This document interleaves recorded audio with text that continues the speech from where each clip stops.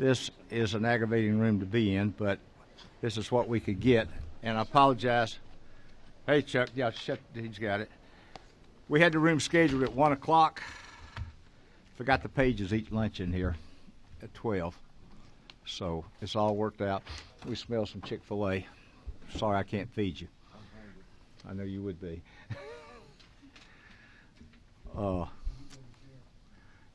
Yeah, I don't care. Let's have a word of prayer and we get started. Lord, we do thank you again for this day. Thank you that you've given us the responsibility to take care of the business of our citizens. Lord, we just ask you to bless our endeavors today. Go with us in Jesus' name. Amen. All right, we've got two propositions before us today. And the senator is not here for Senate, and Julius putting those out. Let's do substitute to Senate Bill 319. I think Ms. Chandler is going to handle that for us today.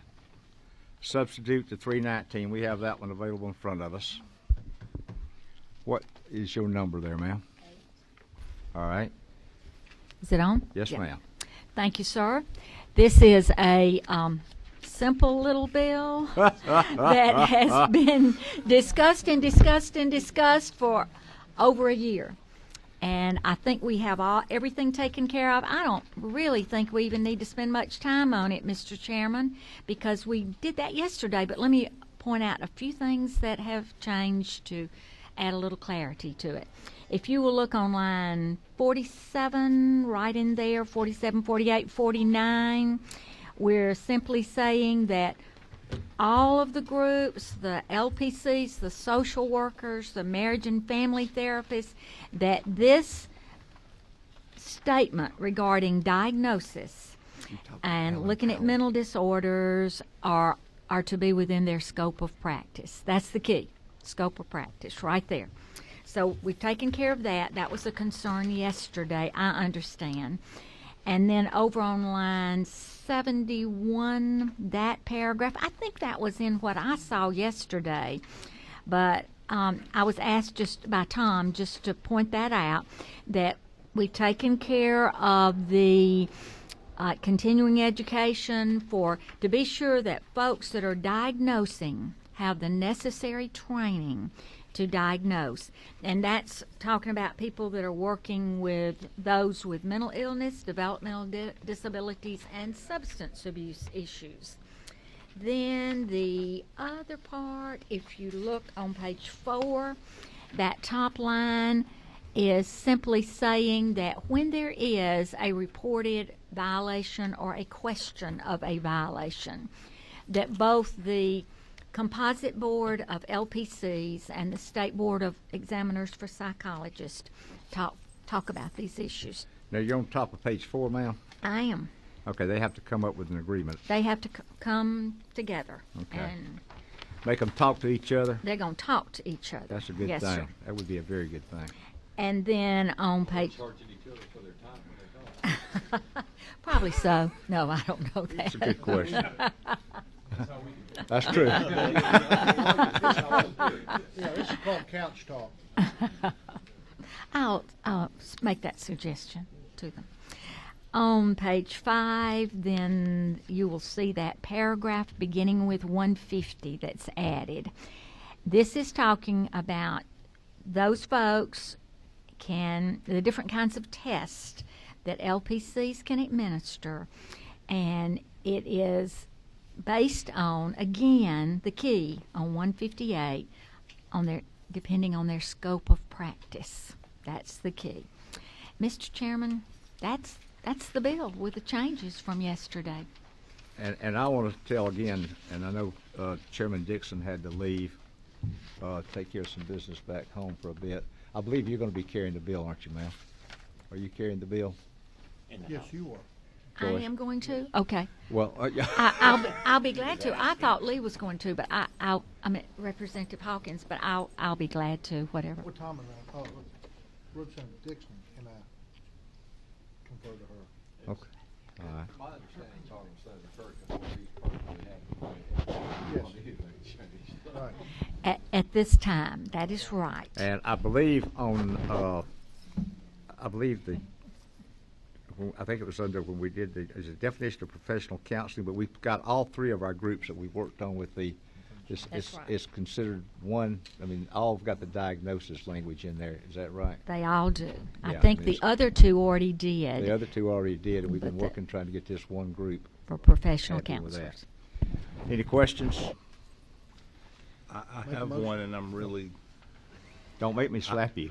well, I understand, but I think it, because such hard work and good work has been done on this, and it can not hold up the bill today, but on line 75, when you're trying to talk about who has to do the additional training before, it is sufficient training a defined term? I mean, that seems to be, who decides what's sufficient training? I know there's a curriculum, but it would seem to say if you haven't completed the curriculum, then you have, as opposed to sufficient training. But The I just board bring it- specifies what's sufficient for each The level that board, they have to go through. both boards involved, everybody involved. And that was discussed. That Representative Martin, we've gone back and forth with that, and it was finally decided that the board is the one. Okay, that so is in gonna be reading doing that, I understand the anyway. and if I can, just to clear, so I understand their licensing requirements as required by the board. So you read the rest of that sentence also to be included as required by the board. That's fine. I just wanted to make Yes, sure sir. Thank you we for read that. into that. Yes, ma'am. Any other questions? Make a motion. All right, have a motion. Do pass. Second? Further questions? If not, we have a motion second, do pass Senate Bill 319, and this is LC 336635 ERS as amended by committee. All in favor, let it know by saying aye. Aye. Any opposed, nay? Chuck, I didn't catch you on that this time, did I? Thank you, sir. Thank y'all very much. And again, all you guys that's worked on that, Chairman Hawkins, Representative Chandler, and I know Chairman Dixon, y'all have spent the entire session on this piece of legislation. A lot of time. And this It's is good- two bills good. we've passed on It's a it, but good thank you piece very of much. legislation. All right, let's look at Senate Bill 388. This was discussed yesterday also. We've got a substitute on that. Thank you for being back with us, Senator. You're welcome to come up and slide to the mic. Anybody else that wants to come up and These two, they basically tried to work it out while I was in the Senate trying to take care of business. taking care of our business for us? Yeah. All right.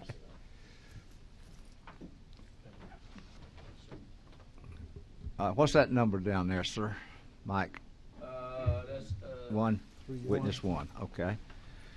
We've got that on for you. And we're LC 288091S. All right, so y'all want to talk to us about the changes that were made overnight on this little piece of legislation? Sure, Mr. Chairman. I'm Josh Belenfani. I work with the association that is in full support of this bill, the Gamoa Association. The first change is in Section 1. That's the section dealing with the gift cards. And it strikes in the definition of gift certificate or gift card the language that previously said a gift card means any paper payment certificate. So now it is limited to an electronic card that again cannot be used to obtain cash either from an ATM or as change. So picture your Starbucks card, your Walmart card. If you buy $10 worth of stuff on a $50 card, you don't get $40 back. That money stays on the card, and that's exactly what would happen here. We had heard some concerns that the paper payment certificate might be a bit too broad, so we took that out, and that was the intent to begin with. Also, there's a new change that was on line 48. Forgive me, I don't have the current version in front of me, but that says that you have to sell the card on the premises of, oh, thank you. Give a couple of them out down there. Is available for sale on the premises. Correct. The card has to be for sale, so there's not going to be a kind of rogue card that is made up at the last minute. This is one that's already for sale. Again, picture going into your local grocery store and seeing the wall of gift cards for everything from Red Lobster to Home Depot.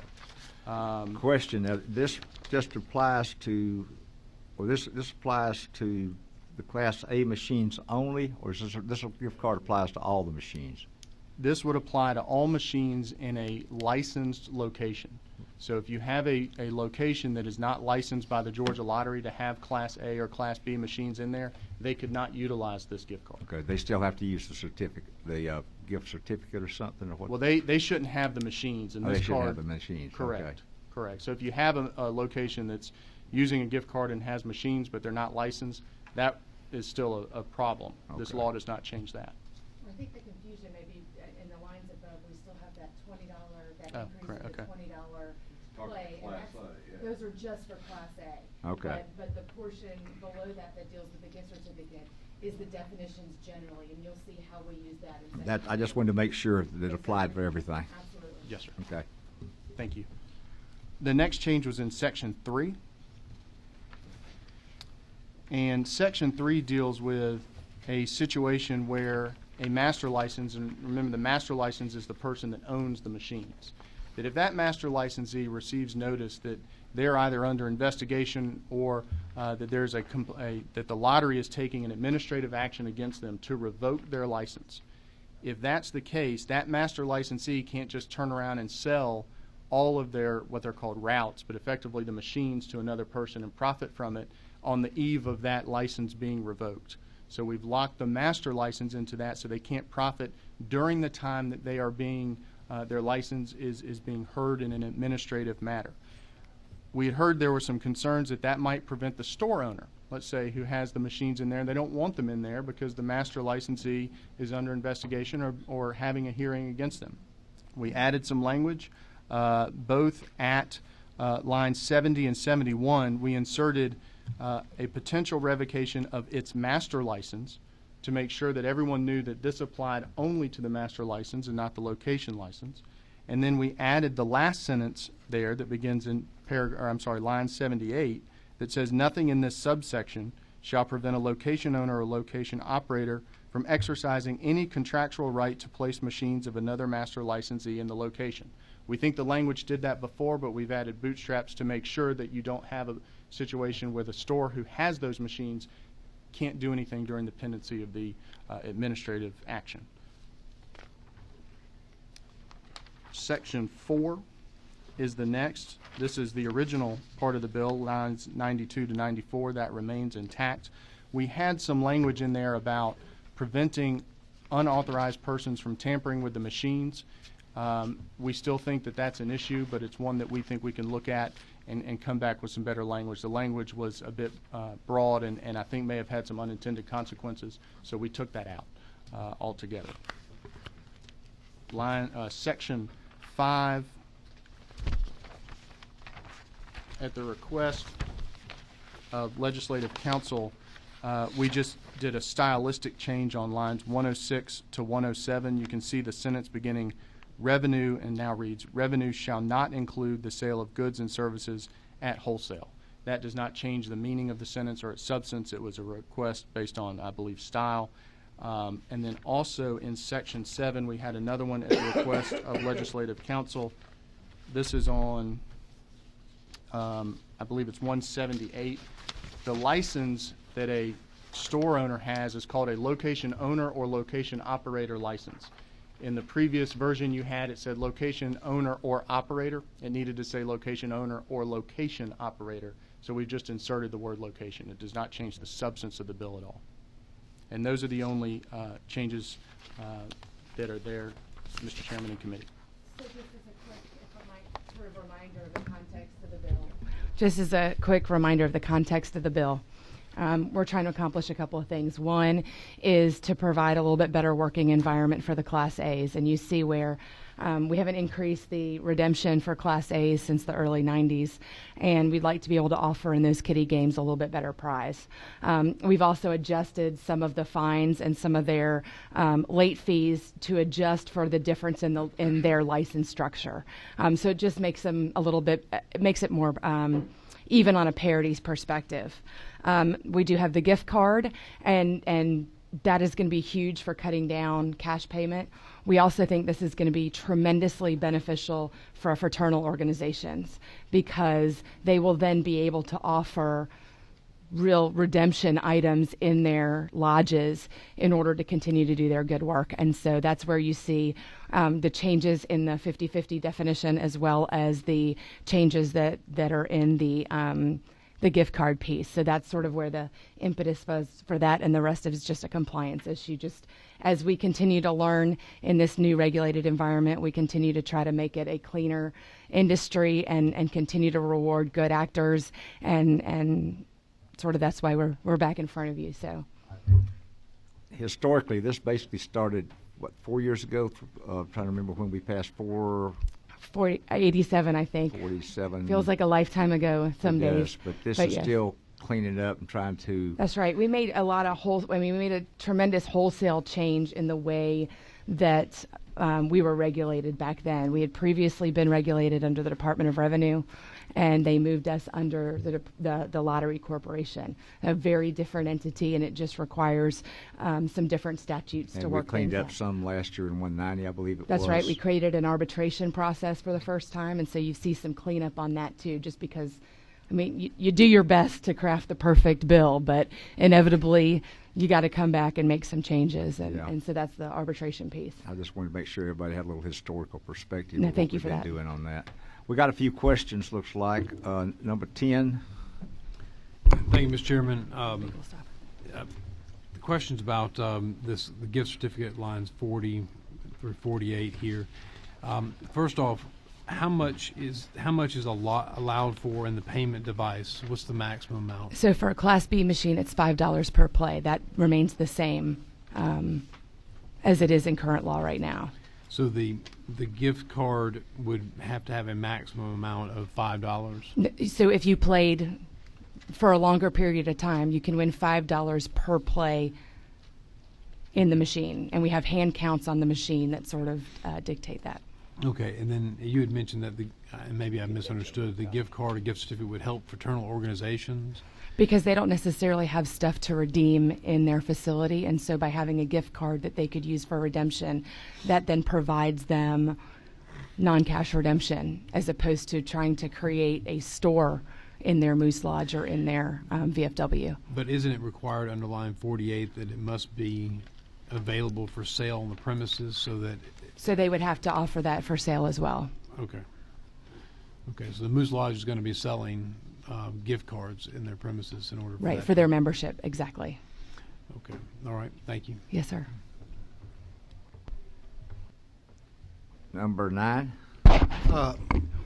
This is not a question. This is just a compliment. I want to thank y'all for bringing this. You know, someone's been working for the years for some of the veterans organizations trying to come about with this. Mm-hmm. And I know it's been tough. It was tough for us. For sure. The Lottery Commission has an obstacle that they face every day, and I appreciate what they do. But I want to tell you I appreciate what y'all are doing. This is going to mean a lot to some of our organizations that are struggling with membership. Thank you. We very much appreciate you. Number 8. Did you have a question, George? Or did I left your machine on? It just hadn't been. It won't. Okay. Number 1. Thank you, Mr. Chairman. If the question, to go back to the gentleman's question about the card would have to be for sale, what you're trying is what you're trying to do here to make this, you know, that you'd have a stack of prepaid Visa cards that, you know, could be loaded up with dollars, and you just don't want somebody to come up with a card that might not otherwise be accepted at your corner Kroger or the gas card or whatever. So you just want it to be something that is just like a retail-oriented something you could take. Yes, sir. I'm tired of going home, and I get that in the convenience store. Yellow tape everywhere, like a crime scene, and it's about the machine. I go to Vegas, I go to Alabama, I go to Mississippi. What happens is cash payout.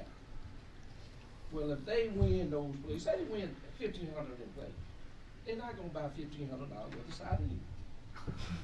I mean, let's face it. So the name of the thing was to take the cash out of the deal. You use a card just like your debit card. Right. You can take that card, you can go to Walmart, you can go to the grocery store. Right. And when you use it, the sales tax come out the card at the same time. Conservatively speaking, we might be talking about $100 million of sales tax for the state alone. But now you can track it, because the only somebody gonna have the card of those folks that's in the lottery business, period. So if you issue the card and the merchant say he didn't get it, you got the numbers of the card, so you can keep up with the sales tax that you got coming in. A pretty good way to audit the thing. The other thing is this: VFW, American Legion, they put up plenty of money to take these kids off the street during the summer. They use those machines now to get money to pay for the travel and everything else. And then all of a sudden they got hamstrung with this thing. So what you've done now, you're taking the cash out, you can't go to the store and you get the cash back, sales tax, and the product comes out, card reloaded with the balance. That's the only thing you can do. You can't get a dime out of it. And the card will not have a PIN number, so you can take it to the ATM. It's got to be like a credit. Got to be used like a credit It's got card. to be a debit card, but you just can't get no It's cash. got to be a regular. The only thing you can do is use it for product, and that's it. All right. Any other questions from members? Now, we had testimony yesterday. Is anybody here to speak for or against the bill today? Yes, sir. Mr. Chairman, you want us to stay or do you want us to go Y'all back? can stay there. Okay. Yep. Good afternoon. My name is David Japper. I represent the Atlanta Retailers Association, and I attended the meeting yesterday. I think highly of the folks that have put this together. The only problem we've had is we've got 1,000 members that operate these convenience stores where these COAMs are made available for play. We just haven't had the opportunity to look at this document and really have our members look at it and provide you input so that you all can act. I tried to get a copy of it yesterday after the hearing, but I still haven't been, up until now, been provided with a copy. Although we generally support the idea of the gift card, I just don't think we have enough detail. And since we make up such a large segment of the industry, I had hoped that we would have had the chance to look at it, comment on it, and these 1,000 members that own these stores, I mean, they could be your constituents. So even though with a great deal of respect for these guys, I just wish that you all kind of slow down. Even it was made abundantly clear that even during the lottery didn't know what the details of this bill were yesterday, and I reached out to late night at ungodly hour to each of you just to hope and impress upon you that it's important that we be allowed to give input. We're not trying to be a roadblock. We just want a fair process that allows us to communicate our input on that bill. And that's all I have to say. Okay. Thank you, sir. I'm Angela Holland. I'm president of the Georgia Association of Convenience Stores. We are under the immigration of this bill to be a part industry. And as it is currently being presented, I believe that we support it. If it, in fact, is good for others.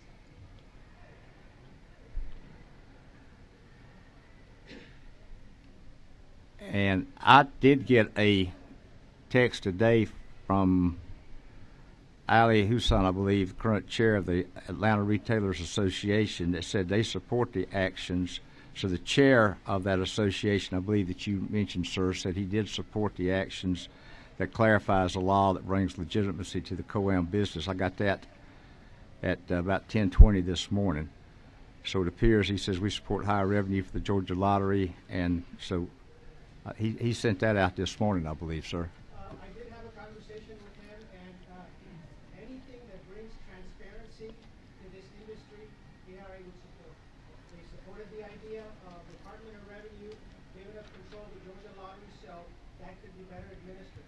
They support the idea of the gift card. The problem is they haven't seen the bill. Okay. They haven't seen the detail, and that's why we feel we're at a disadvantage. As I said, the industry or the association is not trying to create a roadblock. We just like to slow it down, give us an opportunity, let us see it. It may be exactly what you all want and what we want, but it's kind of hard to rubber stamp something that we don't know what it says. So that's where we are in a difficult position. Okay. Thank you, sir. Well, this has still got, we've got 3 days, basically, the rest of the day, Monday and Tuesday. We've got the weekend. It'll have to go to rules. It'll have to be approved in the Senate, so it can still be massaged if they look at it and see there's anything that needs to be massaged in this legislation, if it's the mind of the committee to move it forward today. Any other comments from anyone? Number 10. Yes, sir. Just two comments, Mr. Chairman. I guess I must have misread this before, or it had changed. I was under the impression that the gift certificate or gift card would be a preloaded card that could not be altered or reloaded. In other words, if you went in and you were at the convenience store and you were playing the machines and you got $10 worth of wins on the machine, that you could go and exchange that for a $10 gift card to Bass Pro Shop or to Walmart. But this reads that it could be a Visa card, something that could be loaded by the retail establishment there, and so that it is something that's ongoing in terms of the transaction can be loaded to a card. That gives me pause. And then the second part of it is that I still have some question about whether or not we're inadvertently or indirectly giving cash by virtue of someone going to purchase something after this transaction, purchasing something and then returning it for the cash value.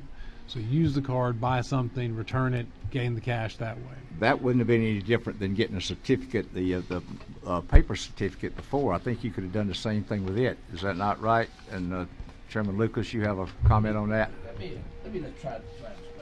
I've been around a long time. I drove buses for 10 years. You stop at Flying J, and you played the machine, especially in South Carolina. But Flying J, you could get enough points to win a brand new Remington 1100 shotgun. They had plenty of things, tie knockers for buses, those kind. The problem has been, where I live at, is to come home, you go to the convenience store.